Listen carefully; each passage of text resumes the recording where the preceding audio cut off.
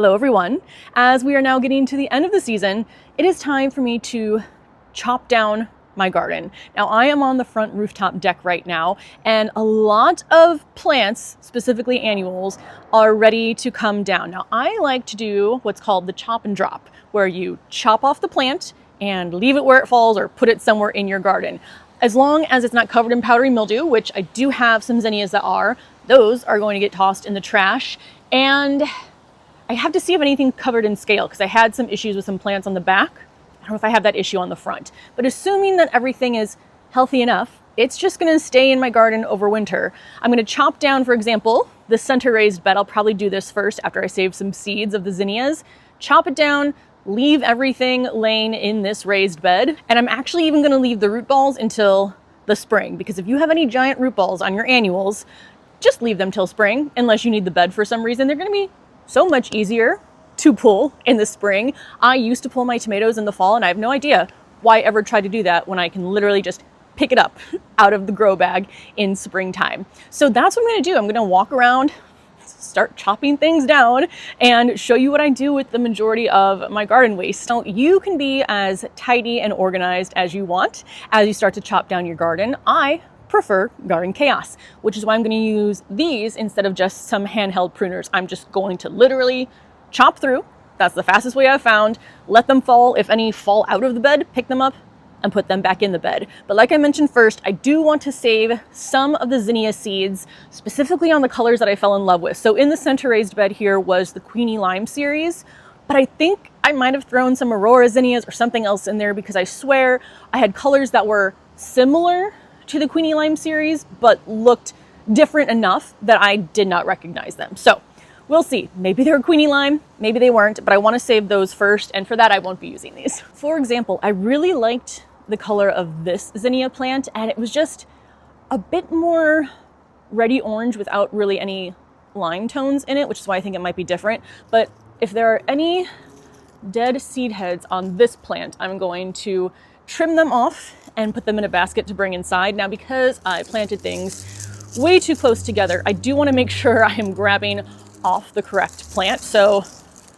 these are both connected, not to this, but to that plant right there. So it looks like I have a good amount I can cut off. So I'm just going to snip off this. I'll snip off a lot of the seeds I left on, so I think some of them have been eaten by the birds, which is fine with me. Let's see what other dried heads I can get off of this one. I'll take you. This one looks good. Now, I don't need a ton because my garden isn't that large, but I do give a lot of my seeds away. So I'm not going to grab all of them. I'll leave some for the birds.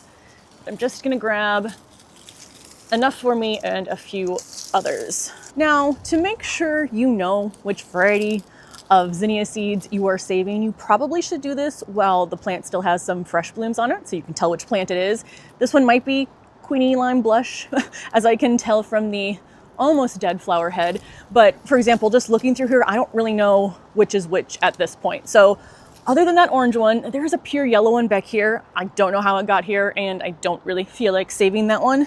So now we do the fun part of chopping things down chaotically. Because I'm doing this, I am going to put on sunglasses for eye protection, because I have almost stabbed myself in the eye numerous times, and I figured I should probably stop trying to do that.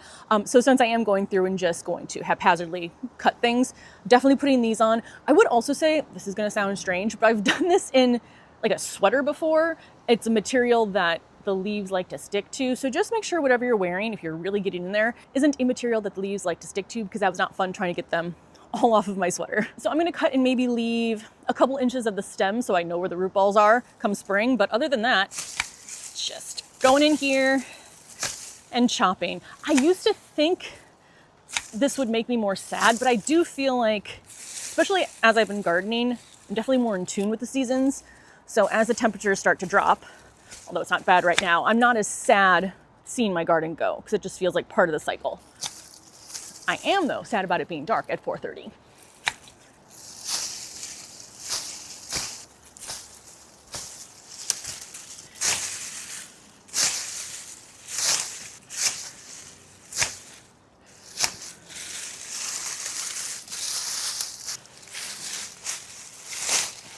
Well, that does feel a little bit odd seeing it all flattened out, but this is how it's going to stay now until next spring. Now, I used to cut, for example, the stems of these zinnias in like 1 to 2 inch pieces so that it would potentially break down over winter. It never breaks down all the way, but usually I just leave it in there however it looks come springtime. But in my horticulture classes I was taking for my certification, they talked about insects that like to use longer stems, longer pieces of dead wood over the winter. So this garden is going to be for them, for anyone that wants to eat the seeds or use the stems. Now, I'm not promising this, but this is also what I did last year with the dahlia tuber bed, where the dahlias came back. So this can also provide some protection. If you do have some perennials, I wouldn't, again, count on the dahlias coming back in Zone 6 at Chicago, especially in containers. But for my hydrangeas, for example, or my fruit trees, I've put this around the root ball just as a little bit of extra protection. So if I don't have any perennials in here, but if I had some cone flowers, for example, I would just put a layer like this right on top.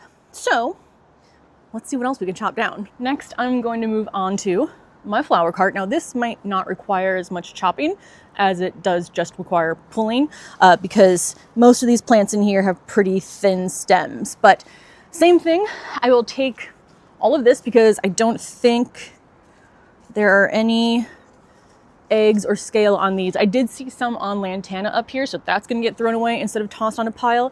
Oh, look, the flowers are still there.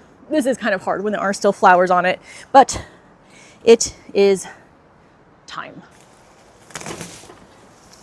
Now, pulling plants like this is how I injured my shoulder last November, and then didn't do anything about it for 6 months, thinking it would just go away, and then finally went to physical therapy. And probably in the last month, I'd say it's finally felt back to normal. So I am trying to be careful as I pull and make sure I'm using, my whole body and not just my shoulder. But that is something now I realize I have to be aware of.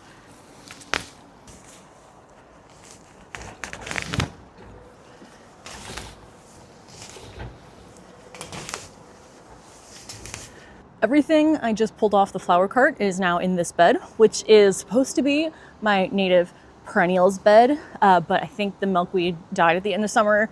I don't really know what's going to come back next year, but that's where I'm putting all of this garden waste. I'm also leaving the sunflower because I think it looks pretty. So that's going to be my winter interest in this bed. And then I just want to show off this maple tree for a little bit. This is usually one of the last of the trees on the street to lose their leaves, but I like that in the fall I get a different backdrop to this garden than I do in the summer or the winter when it's all bare. But I just love how this completely changes the feel of my garden when the trees behind it turn this bright red. Now, as far as what's left on the flower cart, one, I will be sweeping, but I'm leaving all of the root balls in that box. I'm leaving the root balls in this pot. Again, I'll worry about that in the spring. And I'm also not moving these pots. So one, I have moved towards containers in my garden that can stay outside, moved away from like terracotta pots like this or ceramic pots for anything that I want to keep outside. So it's going to stay here. Also, I'm leaving the irrigation in it as is. After, what is this, 6 years now? 7? 6 or 7 years now of moving things around and figuring out where I like different pots, I feel like this is a setup that I really like. It was basically like this last year. I now have all the irrigation set up to run to every container.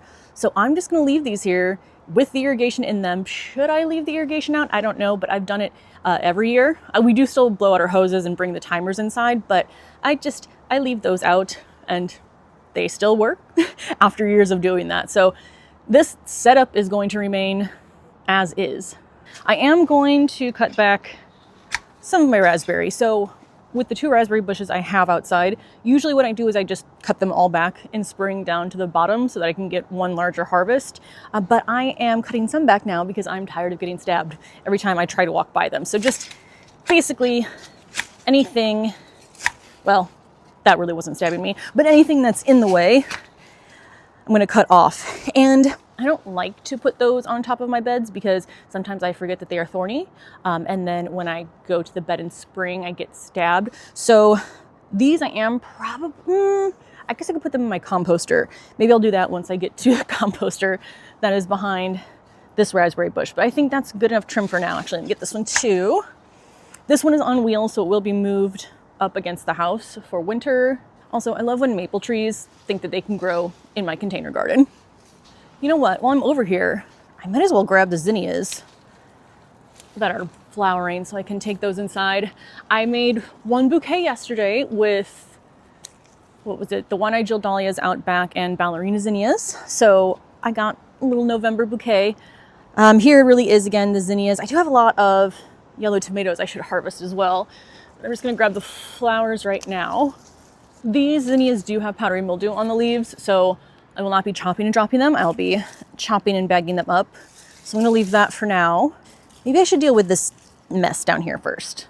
This is what remains of the pumpkin plant that I planted in the corner of this bed.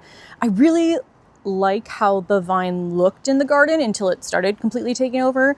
And also it didn't produce any pumpkins, but my watermelon and cantaloupe did produce melons. So I might do something similar, try to keep the size under control next year and hopefully get some melons. But see if I can just pull this out.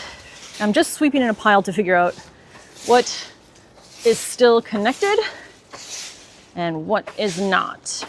I need to actually trim the vine, and I know this is going to have a big root ball just based on the size that it got. Let's see. All right, I think that's good.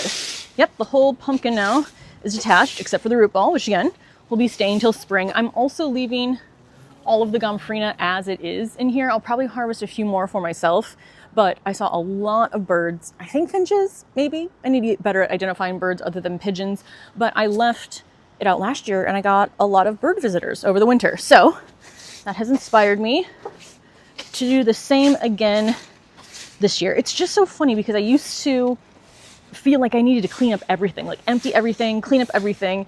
And then you realize being lazy and not doing that is actually better for Mother Nature. So I like not having to clean up everything right now. All right, I think the last area I'm going to focus on is here. I don't know if I'm going to take everything out because some things are still flowering, like some dahlias and the zinnias, but there's also a big mishmash of just a bunch of different things in here. And I do want to get some of this cleaned out. Now I think, I'll do a closer check, but I think at least in here, these plants are healthy. A lot of these are the dahlias. I'll dig up the tubers later, probably in like a week or so. I know these zinnias have powdery mildew, so those will get thrown away. And just look how tall this red Cornell dahlia got. Again, that was one plant. I got hundreds of flowers. I am 100% digging up that tuber and saving it. All right, let's start chopping. I think some of these are raspberry bushes coming from the other side on this pot over here. And good with getting rid of anything that's under here right now. You know what, I think I'm fine cutting this dahlia back. But again, I'm gonna leave the stem so I know where it is when I come to dig it up. Now this does look like it has a bunch of, raspberries. Sorry, distracted by raspberries. It does have a bunch of egg sacs on it. Ooh, and something in it as well. So I think that's gonna get trashed, but I need to get those raspberries and eat them. All those white spots are what I think, again, from internet searches, is scale egg sacs. So this was on my zinnias out, no, not my zinnias, my China asters out back. So I'm not keeping them in the garden. I don't know if I'm mentally ready to chop down this giant dahlia, but I feel like I should. Now, even if you wanted to, well, with the dahlias, I'm gonna dig up the tubers, but for example, with the zinnias, I could leave them standing up if I wanted to, but I know if we get a big snowfall, they're going to break and fall over the deck anyway. So that's why I'm cutting these down. It needs to be done. It needs to be done. Oh my gosh. I don't think I see any eggs on this one. So you're going in the healthy enough pile. All right, now I am kind of in the mood to just go for it and chop everything down here, even though there are still some zinnias. All right.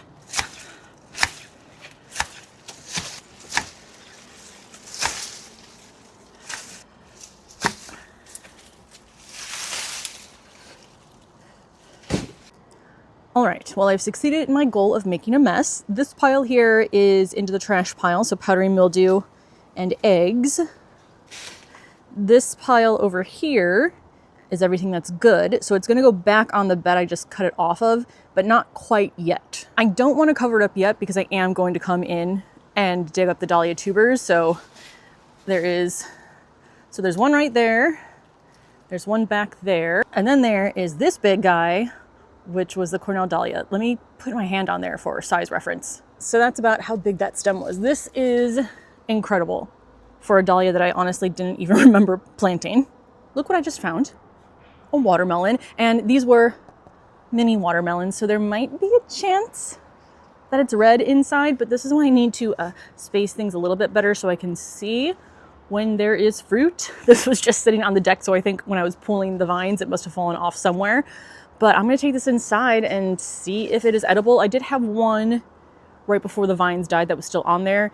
It wasn't as far along as this, and it was not red inside. So hopefully I can get something out of this. Now that I've made the mess, I need to do the least fun part, which is clean up the mess. So this is where everything, again, that's diseased or is covered in pests is going to go. I will bag that up. I will carry it downstairs and it's going to be thrown away. And then everything else, I'm going to find a place for it somewhere in the garden right now.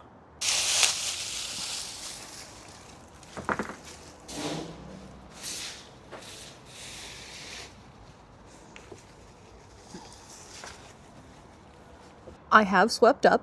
I don't know if it really looks that clean yet, but it will. All of those terracotta pots I will be rinsing out before I bring those inside. I never knew a laundry basket could be so useful in the garden. So this was being used to prop up the watermelon vine. Now it's holding the healthy plant waste that will go in that bed right next to it after I pull the dahlia tubers. This is the center bed that the Queenie Lime zinnias were in. We have the native perennial bed back there. So what I have left, those two columnar apple trees, they're just getting wheeled up against the house. Gomphrena is going to stay. I still need to cut down, which I'll do a chop and drop again, unless I see a bunch of egg sacs. Chop and drop on the tomatoes. The zinnias have powdery mildew, so those are going to get tossed. I don't know still what's going on in this bed, so that will be to be determined. And then my raspberry bushes will just be pushed up against the house as well. Having chopped up a bunch of my garden, I now have a garden question I need your opinion on.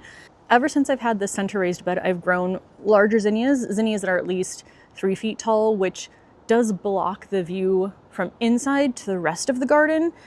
But now that I'm seeing this a little bit shorter and I'm able to see the whole garden, I think I might like that. So let me know what you think. And if I should stick with maybe like 2 feet and under, what I should grow. That would be really pretty. I don't know, we'll see. The plans I have in the fall are rarely the plans I still have in spring. Here's what I have to take in. Some zinnia seeds, these flowers, and the watermelon. Now, I brought my hori-hori knife because that's the only knife I have up here, and I might as well just cut into this now with you.